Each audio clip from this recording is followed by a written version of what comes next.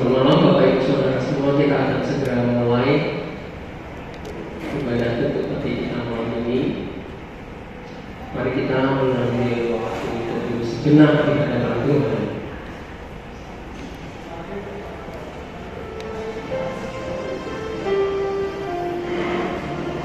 Firman Tuhan berkata, janganlah takut sebab aku menyertai engkau. Jangan bimbang sebab aku ini Allahmu, kata Firman. Aku akan meneguhkan, bahkan akan menolong engkau. Aku akan memegang engkau dengan tangan kananku yang membawa kemenangan. Bapak Ibu Saudara, inilah pengharapan iman kita bahwa di dalam Kristus ada pertolongan, di dalam Kristus ada ketenangan, ada damai sejahtera, ada penyertaan. Khususnya ketika kita sedang mengalami masa-masa duka, khususnya juga terlebih lagi bagi keluarga almarhum Bapak Johan. Saya secara pribadi dan juga mewakili gereja GMI Immanuel Jakarta mengucapkan turut berduka cita yang sedalam-dalamnya kepada keluarga yang berduka. Kiranya Yesus obat yang sejati boleh menjadi kekuatan dan penghiburan bagi keluarga yang ditinggalkan. Kita akan sama-sama menaikkan satu pujian Bapak Ibu Saudara dari pujian halaman 80, Yesus Sobat yang Sejati.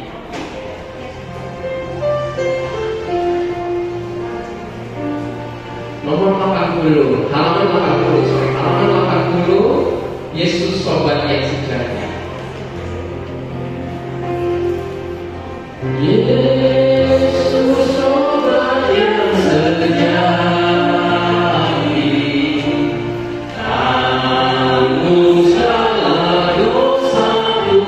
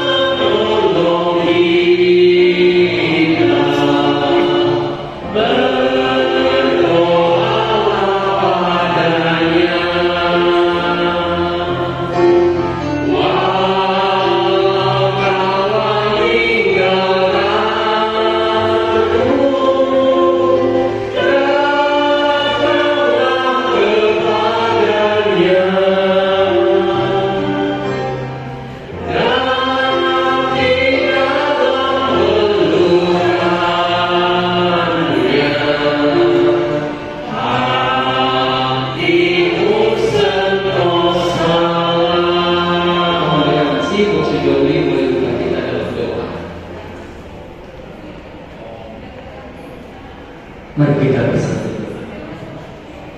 Kepada Allah pencipta langit dan bumi, kepada Allah yang menciptakan kami manusia dan pemilik sejati bagi kehidupan kami, kepada Allah yang sungguh mengasihi kami, bahkan rela berkorban di atas kayu salib untuk menebus dosa-dosa kami. Allah, di dalam Yesus Kristus kami datang kepadamu pada malam hari ini, di tengah-tengah kedukaan yang mendalam, kesedihan oleh karena perpisahan sementara waktu yang dialami oleh keluarga besar almarhum Bapak Johan. Tuhan, kami mohon kekuatan, kami mohon penghiburan surgawi turun ke atas setiap kami, istimewa kepada Ibu Heni, anak-anak, dan juga keluarga serta Tuhan. Tuhan, biarlah melalui firman yang sebentar lagi akan kami dengar, kami semakin dikuatkan, kami semakin dapat melihat pengharapan dan dengan iman bahwa Engkau baik, teramat baik, meskipun pada saat ini kami mengalami kedukaan, tetapi pertolongan Tuhan, pemeliharaan Tuhan tetap nyata dan ajaib dalam kehidupan kami. Kami serahkan Tuhan untuk acara ini dari awal sampai akhirnya dalam tangan-Mu. Di dalam nama Tuhan Yesus kami berdoa. Amin. Bapak Ibu Saudara, melewati masa-masa duka bukanlah hal yang gampang untuk dilakukan. Tetapi inilah hiburan dan kekuatan bagi kita bahwa ada penjagaan Tuhan. Bahkan di dalam Kristus dikatakan ada jaminan kekal bahwa suatu kali waktu kita yang di dalam Kristus akan berkumpul bersama kembali. Ini bukanlah perpisahan yang kekal, ini hanya perpisahan yang sementara. Di dalam Kristus, Dia tidak membiarkan kita juga bergumul sendiri melewati masa-masa duka. Tuhan akan menghibur, menguatkan, memampukan kita untuk melewati masa-masa duka ini dengan berkemenangan. Sungguh besar anugerah Tuhan bagi setiap kita. Kita naikkan satu pujian Bapak Ibu Saudara sebelum kita merenungkan kebenaran firman Tuhan dan kemudian dilanjutkan dengan tutup peti. Kita naikkan pujian nomor 67, sangat besar anugerah. Anugerah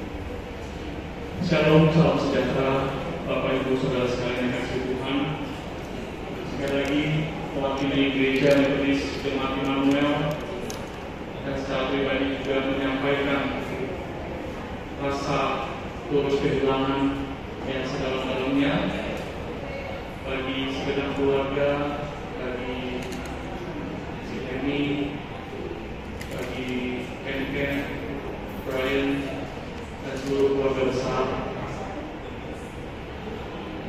Dan Bapak Ibu Saudara sekalian, malam hari ini kita berkumpul di tempat ini dalam keadaan sedih. Biar kita mohon Tuhan Yesus hadir di tengah-tengah kita untuk memberikan kedamaian dan penghiburan. Saya membaca firman Tuhan yang terambil dari Mazmur 121. Mazmur nomor 121. Saya bacakan bagi kita sekalian oleh karena tidak tercatat tidak ada dalam buku penghiburan kita. Mazmur nomor 121 saya bacakan dalam nama Tuhan kita, Tuhan Yesus. Beginilah firman Tuhan. Nyanyian ziarah. Aku melayangkan mataku ke gunung-gunung, dan dari manakah akan datang pertolonganku? Pertolonganku ialah dari Tuhan yang menjadikan langit dan bumi. Ia akan membiarkan kakimu goyah, penjagamu tidak akan terlelap. Sesungguhnya tidak terlelap dan tidak tertidur penjaga Israel. Tuhanlah penjagamu, Tuhanlah naunganmu di sebelah tangan kananmu. Matahari tidak menyakiti engkau pada waktu siang, atau bulan pada waktu malam. Tuhan akan menjaga engkau terhadap segala kecelakaan. Ia akan menjaga nyawamu. Tuhan akan menjaga keluar masukmu dari sekarang sampai selama-lamanya. Mari Bapak Ibu, sebelum merenungkan bagian firman Tuhan ini, saya mengajak kita sekali tundukkan kepala, kita berdoa.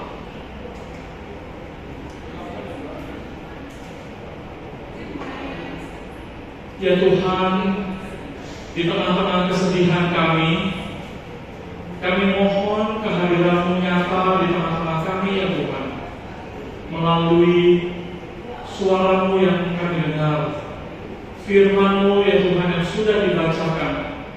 Mohon Roh-Mu yang kudus berbicara kepada setiap kami, secara khusus kepada keluarga, sehingga kedamaian, ketenangan, penghiburan dapat dirasakan, karena hanya di dalam Tuhan Yesuslah ada penghiburan yang sejati. Berbicaralah ya Tuhan, kuatkanlah setiap kami, oleh karena kami berdoa di dalam nama Tuhan Yesus. Amin. Saudara, Mazmur 121 dimulai dengan kata nyanyian ziarah. Nyanyian ziarah. Mazmur 121 ayat yang pertama, kalau dalam Alkitab di dalam bahasa Indonesia itu termasuk ayat yang pertama. Satu pendek kalimatnya, nyanyian ziarah. Apa artinya Bapak Ibu Saudara? Mazmur 121 adalah sebuah nyanyian Daud yang dinyanyikan oleh umat Israel setiap tahun ketika mereka harus kembali ke Yerusalem untuk beribadah, karena ada hari raya yang harus dirayakan di Yerusalem. Maka kedua belas suku Israel yang tinggal di seluruh tempat dimanapun juga berada, mereka harus pulang ke Yerusalem.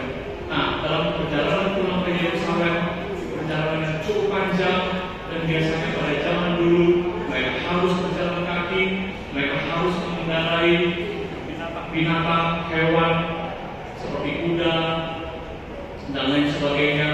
Perjalanan yang cukup jauh untuk menguatkan hati mereka. Di dalam perjalanan mereka menyanyikan nyanyian ziarah, nyanyian yang dinyanyikan pada waktu perjalanan. Saudara, bangsa Israel ketika mereka berjalan di dalam perjalanan yang jauh ini, mereka mencatat inilah nyanyian perjalanan, nyanyian ziarah, pujian yang dinyanyikan di dalam perjalanan. Saudara, perjalanan itu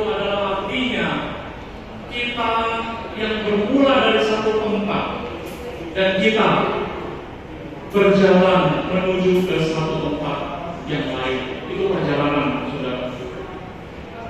Bagi bangsa Israel, hidup ini seperti sebuah perjalanan. Hidup ini adalah perjalanan. Perjalanan melewati gunung, lembah, bukit, dan kondisi perjalanan yang kadang tidak bersahabat. Ada binatang buas, keadaan alam yang tidak mudah, bukit, lembah, dan kadang-kadang ada penjahat, penyamun, perampok, dan situasi yang sangat tidak mudah. Maka bangsa Israel setiap di dalam perjalanan mereka menyanyikan pujian perjalanan. Saudara, kalau hidup ini adalah sebuah perjalanan bagi saudara dan saya, maka pertanyaannya bagi kita adalah, kita sedang berjalan kemana? Saudara dan saya di dalam perjalanan kehidupan ini, kita punya tempat awal asal di mana kita berada. Disitulah di mana kita dilahirkan, disitulah di mana kita ditempatkan, dan kita akan terus menjalani kehidupan ini. Dan kalau hidup ini adalah sebuah perjalanan, pertanyaannya kembali, kita ini dalam sebuah perjalanan kemana? Saudara, banyak orang hidup dalam dunia ini disibukkan dengan berbagai aktivitas kesibukan, berbagai nilai-nilai, berbagai apa yang semua harus dikerjakan dan dicari. Tetapi permisi tanya, apa yang sedang ingin dituju oleh manusia yang ada di dalam perjalanan kehidupannya? Saudara, kalau kita naik kendaraan, kalau kita naik pesawat terbang, kalau kita naik kereta api, tentu bagi kita penting adalah kemana tujuan tiket yang kita beli ini. Itu penting bagi kita. Saya rasa tidak ada orang yang pergi perjalanan, saudara, dia tidak tahu kendaraan ini akan pergi kemana, tetapi dia ikut di situ. Tetapi kenyataannya hidup manusia yang hidup dalam dunia ini kebanyakan seperti itu, saudara. Ironis sekali. Banyak orang sibuk, banyak orang harus mencari uang, harus mencari harta yang banyak, harus sibuk ini dan itu. Tetapi pertanyaannya adalah, perjalanan kemana dalam hidup ini? Apa yang dicari di dalam perjalanan ini? Saudara, kalau kita pergi travel untuk 1 dan 2 hari, kita dalam perjalanan untuk pergi ke satu tempat untuk berjalan-jalan, kira-kira kita akan bawa barang sebanyak apa, saudara? Istri saya sering berkata kepada saya, kalau kita sering mau ingin bepergian, saya bawa banyak baju, pakaian, semuanya saya bawa yang banyak. Dan selalu setiap pulang, saudara, banyak baju-baju yang memang tidak terpakai juga. Tetapi saya khawatir, karena bagi saya nanti bagaimana kalau kurang ya, kalau baju ini saya perlu pakai dan saya bawa banyak, dan itu akhirnya menjadi beban, saudara, di dalam perjalanan saya. Saudara, kalau hidup ini adalah perjalanan yang singkat, kita ini dibebankan dan dibebankan oleh kesibukan seperti apa?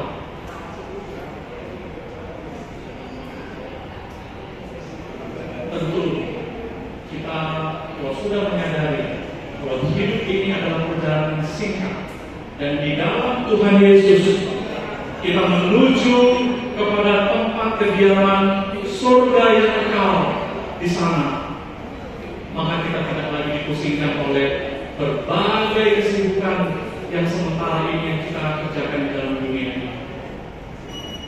Saudara sekalian yang dikasihi Tuhan, seorang bernama Albert Brooklyn, dia berkata, "This world is not my home." Dunia ini bukanlah tempat rumahku. This world is not my home. I'm just a passing through. Saudara, dia dilahirkan di dalam suasana situasi kehidupan yang sungguh sulit. Dia hidup di dalam masa ketika itu ada resesi ekonomi yang besar. Dia hidup juga melewati masa pandemi, sakit penyakit yang melanda di seluruh dunia. Dia hidup di dalam masa perang dunia pertama dan kedua. Albert Grundy, seorang anak Tuhan yang hidup di dalam masa dunia penuh kekacauan, ketidaknyamanan. Dan dia katakan, "This world is not my home. I'm just a passing through." Dunia ini bukanlah rumahku. Aku hanya melewati saja. Sehingga menjadi satu pujian yang indah yang kita nyanyikan sampai hari ini. This world is not my home. I'm just a passing through. Saudara, hidup ini hanya sebuah perjalanan singkat. Pastikan saudara, di dalam perjalanan yang singkat dalam dunia ini, saudara dan saya tahu tujuan kemana kita akan pergi. Kita bersyukur pada Tuhan karena dosa kita tidak tahu kemana kita akan pergi dan kita harus binasa. Tetapi Tuhan beranugerah. Tuhan datang ke dalam dunia untuk menebus dosa saudara, sehingga saudara dan saya yang percaya di dalam nama Tuhan sebagai Tuhan dan Juru Selamat, kita akan dibawa kembali pada saat kedatangan Yesus yang kedua kali ke dalam rumah yang telah disediakan bagi kita. Yohanes pasal 14 berkata, Tuhan Yesus berkata, "Di rumah Bapa-Ku banyak tempat tinggal. Kalau tidak demikian, Aku tidak mengatakannya kepadamu. Sebab Aku akan pergi ke sana dan menyediakan tempat bagimu. Dan apabila Aku telah pergi ke sana dan menyediakan tempat bagimu, Aku akan datang kembali dan menjemput kamu, supaya di tempat di mana Aku berada, di situ pun kamu berada." Saudara, inilah destinasi, inilah tujuan, inilah arah perjalanan hidup kita. Di dalam Tuhan Yesus kita tahu kemana kita akan pergi. Saudara, itulah hal pertama yang kita dapatkan dalam pujian Mazmur 121, nyanyian jarak ini. Selanjutnya saudara, di dalam Mazmur 121 ayat yang pertama selanjutnya dikatakan, "Aku melayangkan mataku ke gunung-gunung. Dari manakah akan datang pertolonganku?" Saudara, pemazmur ketika melihat gunung-gunung, memang satu sisi dia melihat pemandangan yang indah, tapi di sisi lain dia melihat ada bahaya di balik gunung-gunung itu yang mengancam keselamatan jiwanya. Ada kesulitan yang harus dia lalui, naik turun gunung lembah yang begitu curam, bahaya penjahat, bahaya binatang liar, saudara. Kehidupan perjalanan dia yang sepintas begitu menyenangkan, tetapi dia sadar ini adalah perjalanan yang sungguh amat berbahaya. Maka dikatakan, "Dari manakah akan datang pertolonganku untuk saya bisa melewati seluruh bukit, lembah, pergunungan yang sangat berbahaya ini?" Saudara, bagi pemazmur, perjalanan ini adalah perjalanan yang sangat menakutkan, perjalanan yang tidak menarik sebetulnya, karena dia tahu ada bahaya di belakangnya. Tetapi mulai ayat yang kedua, pemazmur berkata, "Pertolonganku ialah dari Tuhan yang menjadikan langit dan bumi." Pertolonganku ialah dari Tuhan yang menjadikan langit dan bumi. Perjalanan Daud menjadi sangat menarik, saudara. Ketika Tuhan Yesus hadir di dalam perjalanan itu, perjalanan yang tadinya sangat menakutkan dan berbahaya, tapi begitu dia mengalami hadirat Tuhan, dia berjalan bersama dengan Tuhan, perjalanan ini menjadi perjalanan yang sangat bermakna dan berarti di dalam kehidupannya. Dia katakan, "Pertolonganku ialah dari Tuhan yang menjadikan langit dan bumi." Pemazmur Daud percaya Tuhanlah yang akan menolong kita. Bagaimana caranya Tuhan menolong kita? Daud berkata di dalam ayat yang ketiga, "Karena Ia tak akan membiarkan kakiku goyah. Karena Ia adalah penjaga yang tidak terlelap. Dia tidak akan tertidur. Dia akan terus menjaga." Saudara dan saya,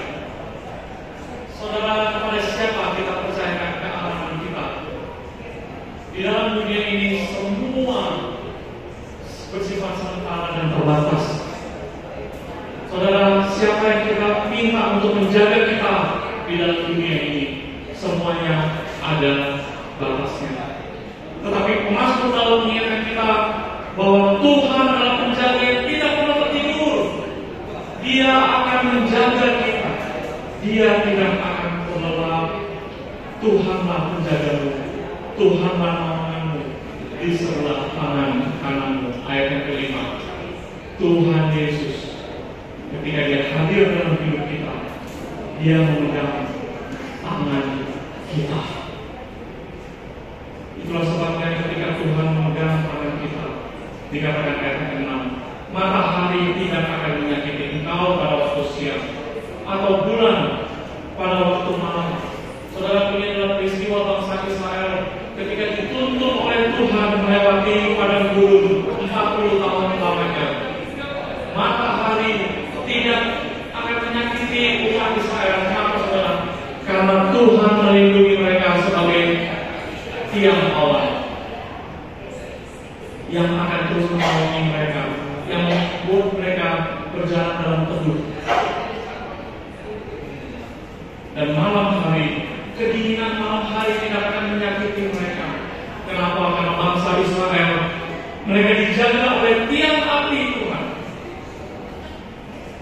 Tuhan menjaga mereka. Tuhan menjaga keluar masuk mereka dari sekarang sampai selama-lamanya.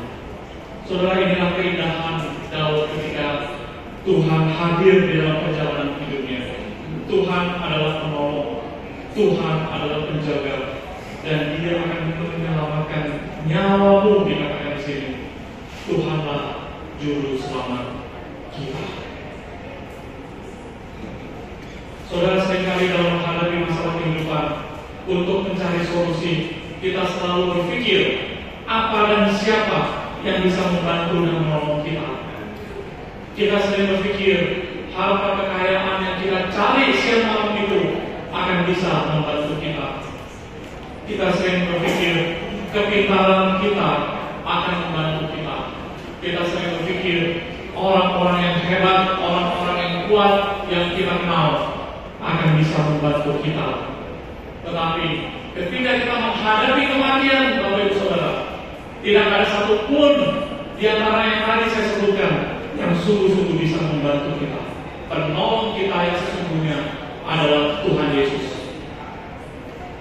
Dialah yang menolong kita karena Dia menyelamatkan saudara dan saya dari gelombang maut menuju kepada kehidupan yang kekal.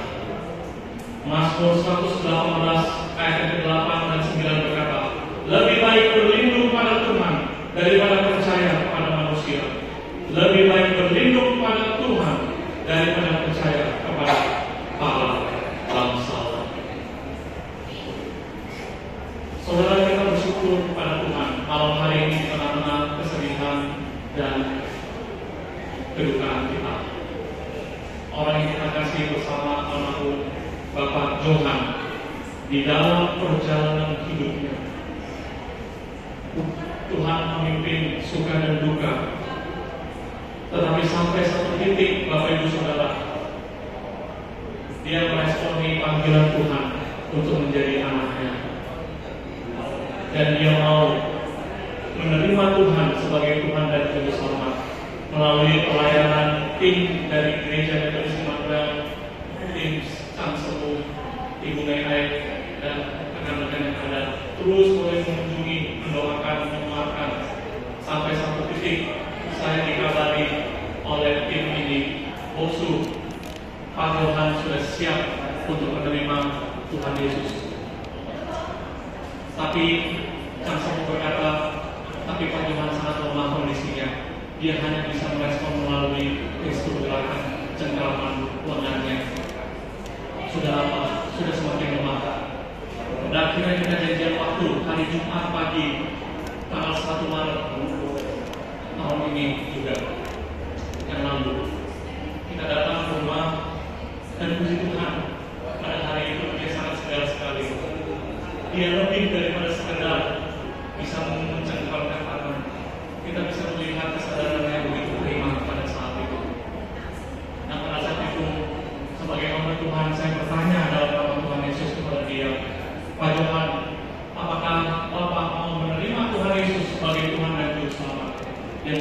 respon.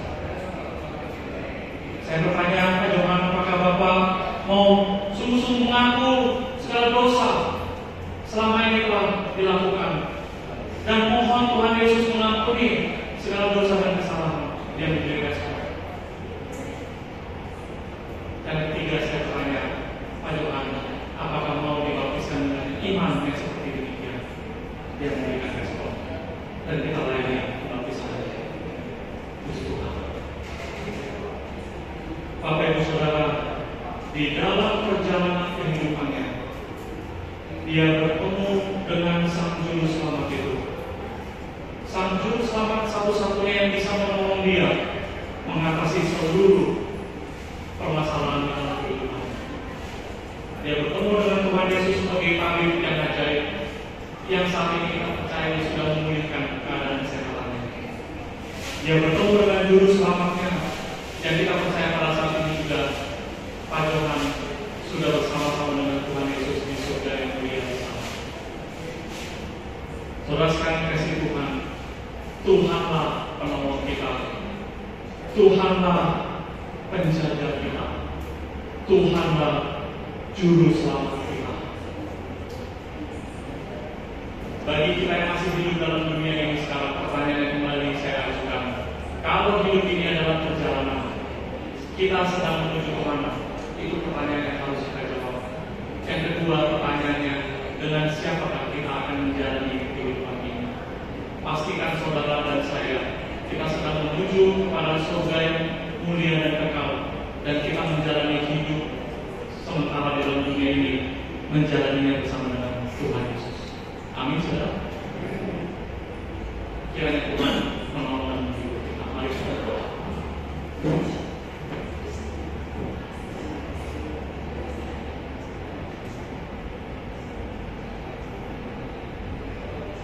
Tuhan, di tengah-tengah kedukaan kami, kesedihan kami, tetap ada ucapan syukur, puji-pujian kepadamu yang kami naikkan, ya Tuhan.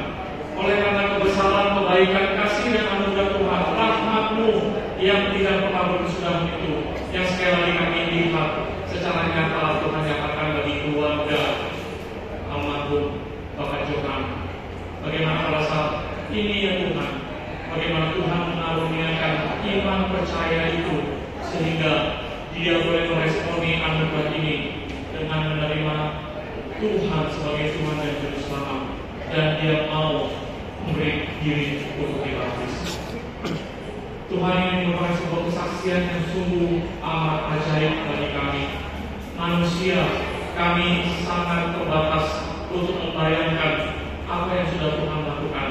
Tetapi ya Tuhan, kasih-Mu nyata di tengah-tengah kami, secara khusus untuk keluarga Bapak Johan almarhum. Pada saat ini kami yakin sudah bersama-sama dengan Engkau, karena Engkau datang ke dalam dunia, Engkau datang untuk menyelamatkan jiwa. Tuhan, terima kasih untuk kenyataan yang sungguh Allah indah ini. Biarlah Tuhan, Engkau terus memberikan kekuatan dan penghiburan bagi setiap kami dan keluarga yang berduka, oleh karena kami harus terpisah secara fisik sementara waktu. Tapi kiranya Tuhan, Roh-Mu yang kudus itu kami mau terus menghibur dan menguatkan keluarga. Jikalau sebentar ya Tuhan, kami juga akan menutup peti, di mana kami tidak akan lagi bisa melihat wujud fisik tubuhnya, karena sesuai firman-Mu, tubuh fisik dibuat dari debu tanah akan kembali kepada debu tanah. Tuhan, sementara kalau peti akan ditutup, kami mohon Tuhanlah yang memimpin, Tuhan berserta dengan kami, sehingga kami mendapat kekuatan dan ketenangan melalui setiap liturgi demi liturgi yang akan kami lakukan, supaya ya Tuhan, melalui semua yang kami lakukan, nama Tuhan tetap kami memuliakan. Setiap kami, bahkan khususnya keluarga, mendapatkan kekuatan. Terpuji nama-Mu ya Tuhan. Kami bersyukur dan berdoa di dalam nama Tuhan Yesus. Amin. Saudara, sebentar sebelum kita akan menutupi, kita akan mengalukan minyak wangi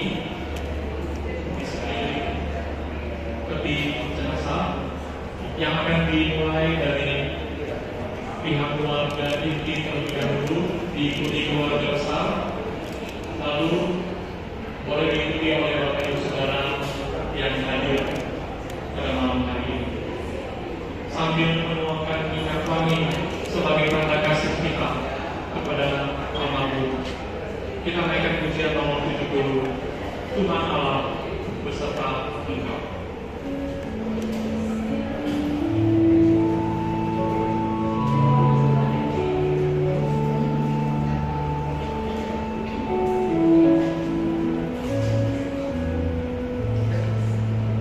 Tuhan Allah beserta Engkau, Rahmat yang melindungkan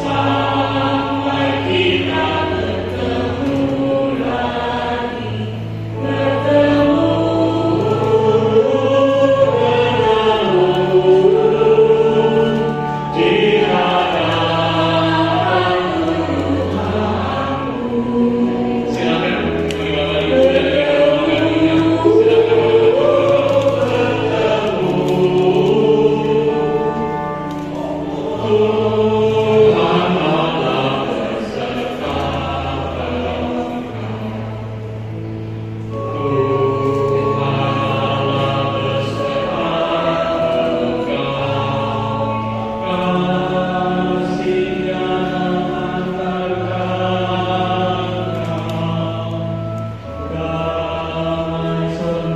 Tuhan jadi kepala-Mu, sampai kita bertemu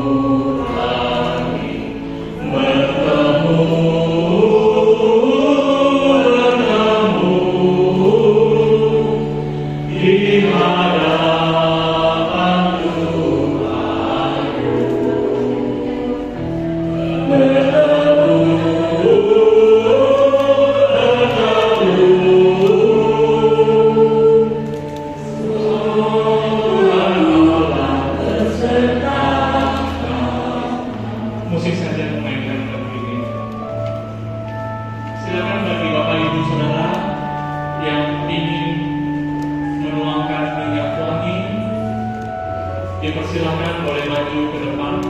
Apakah masih ada lagi? Dipersilakan boleh maju ke depan.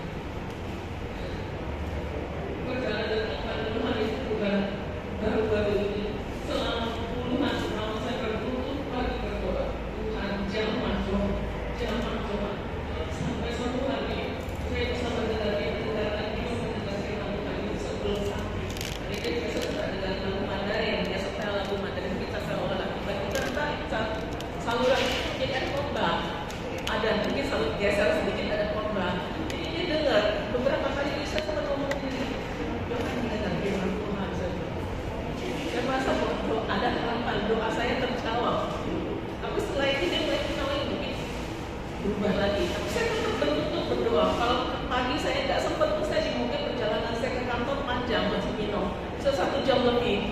Saya akan duduk di mobil, saya berdoa, menyanyi, mendengarkan firman Tuhan. Saya lalui sepanjang itu. Terus satu hari saya juga sempat stuck. Tuhan, kenapa nggak ada perubahan lagi? Kenapa diam? Kenapa nggak dengar firman Tuhan lagi? Dan minta hikmat dari Tuhan, apa yang harus saya lakukan? Tetap saya berdoa, saya berdoa, saya menangis, saya memuji Tuhan, saya lakukan, saya tidak putus asa. Sampai satu kali dia sakit, dia sakit, pulang balik harus masuk rumah sakit 1 bulan 2 kali. Saya lebih banyak tidur di rumah sakit daripada di rumah.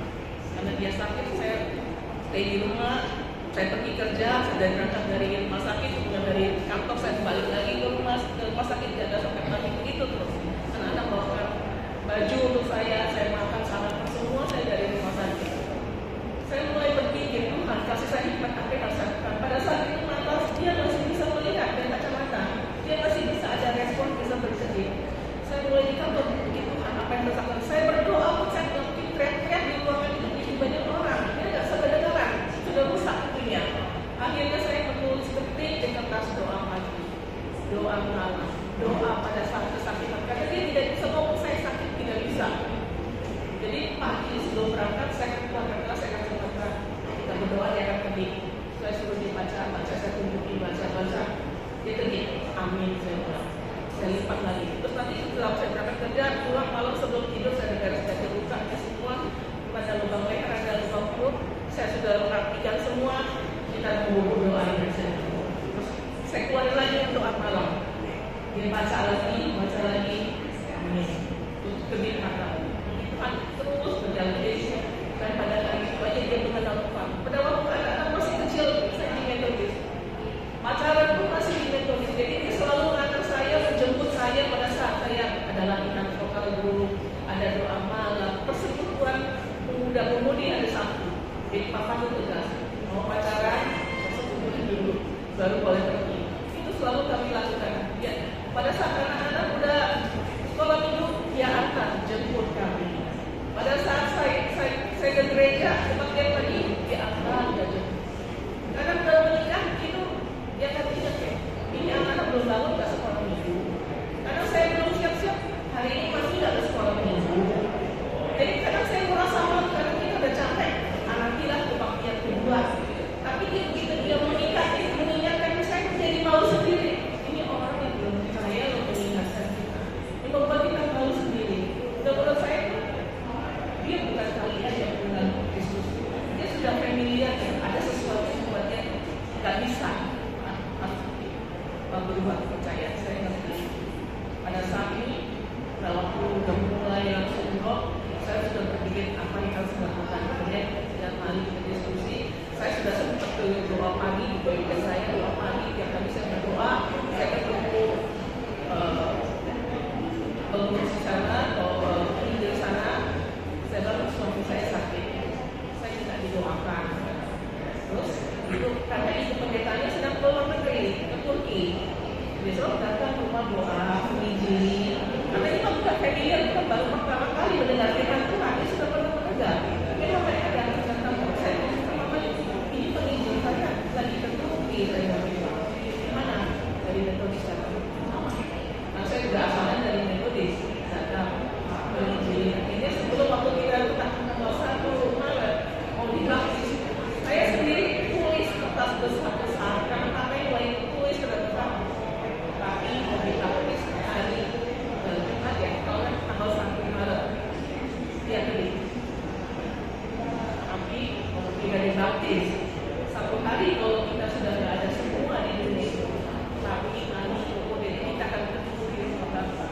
Dia saya benar-benar saya kita harus ketahui dibukti bahwa dia itu benar-benar orang dari Yesus. Jadi saya bersyukur sekali karena hari ini dengan iman saya kepada Yesus. Saya sangat bersyukur meskipun dia ke bangsa lalu sini, saya selalu berdoa Tuhan jangan berikan dia kesakitan. Biarkan dia pergi dengan keadaan dia ada milikmu, dia sudah dibaptis dengan dan bercerai dengan darah. Dia milik, hanya kamu yang boleh, hanya Yesus yang boleh ambil. Saya selalu berdoa, mungkin pada saat ini dia drop 40 hari. Selasa baru keluar dari rumah sakit. Memang waktu itu sudah kondisinya matanya sudah tidak bisa cahaya. Jadi dengan center pun dia sudah tidak bisa merasakan apa-apa. Bahkan matanya dikorek-korek dibersihkan dengan dokter mata pun dia sudah tidak merasakan apa-apa. Padahal kita sendiri ngilu lihat ini dikorek-korek gitu. Tidak merasakan apa-apa. Saya tanya sama dokter sekarang, bagaimana kondisinya? Ini kondisinya sudah mulai tapi belum koma. Karena kalau puncak tangannya, kakinya sakit dia akan berat. Berarti dia belum koma. Gitu. Jadi apa yang terjadi kalau sampai dia tidak bergerak lagi? Ibu dibawa ke rumah sakit. Rumah sakit tindakannya apa? Masuk ICU supaya dilakukan. Cuma saya tidak mau kembali. Kalau begitu ibu udah seperti paliatif. Nah, nanti akan disediakan pelan-pelan dengan tenang pergi tanpa ada tindakan apa-apa. Saya bilang oke, saya sudah mengerti seperti itu. Pelan-pelan kami selangkah. Seperti biasa ibu dokter matanya sudah tutup, masih ada reaksi pada saat nanti pempers kakinya bisa goyah gitu. Waktu kita akan dia tarik, karena dia sudah dia tarik Rabu pagi. Sebelum ke kantor sudah bersih-bersih, saya masih cek. Saya level oksigen 1 dia bisa mencapai saturasi 98 luar biasa. Saya pikir ini ada perbaikan. Berasal sama saya di rumah sakit kondisinya kenapa ada saturasinya kok nggak bisa naik ya turun terus sama naikin level 3 liter naik sedikit drop lagi naik 5 liter naik lagi drop lagi anak saya kayaknya selalu di rumah begitu dia drop pompa dia naik sebentar nanti begitu naik turun lagi terakhir sampai saturasinya sampai 10 liter udah maksimal ditambah yang mulai oksigen hanya sekitar 80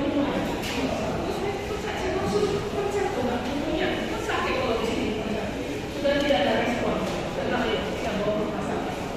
Saya berjalan, saya berdoa dan saya minum untuk main jauh dari mata. Terus saya udah bantu orang di bangku jalan.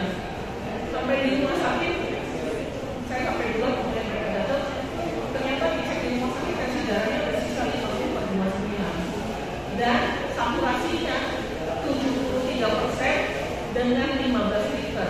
Itu kalau lama jempol banget. Tapi jantungnya masih 61.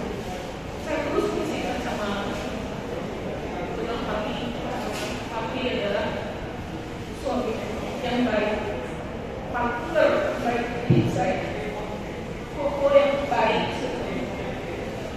Dan teman diskusi, kami selalu melakukan semuanya bersama-sama.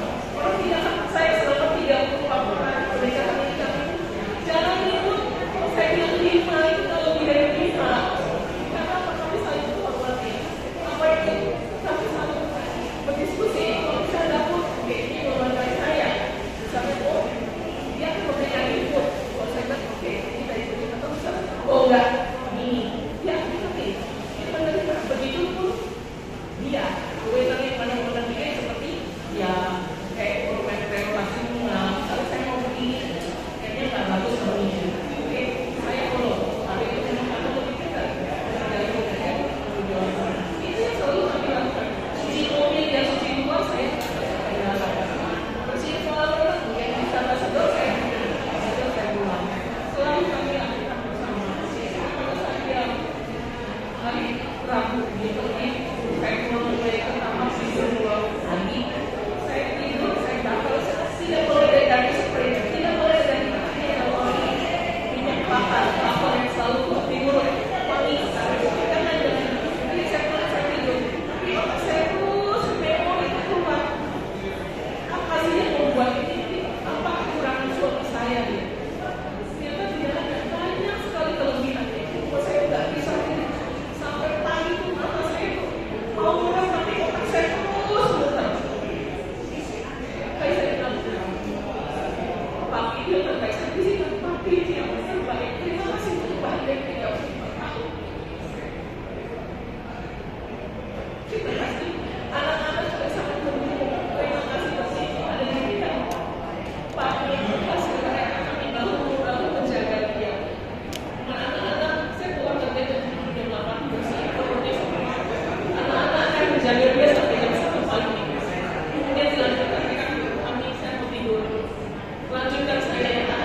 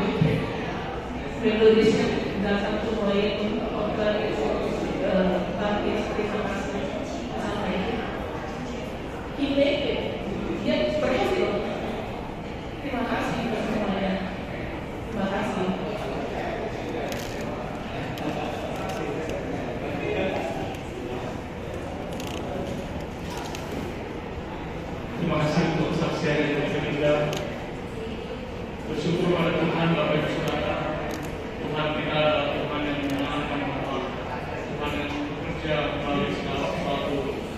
Jawaban doa terhadap doa yang sudah dinaikkan puluhan tahun lamanya.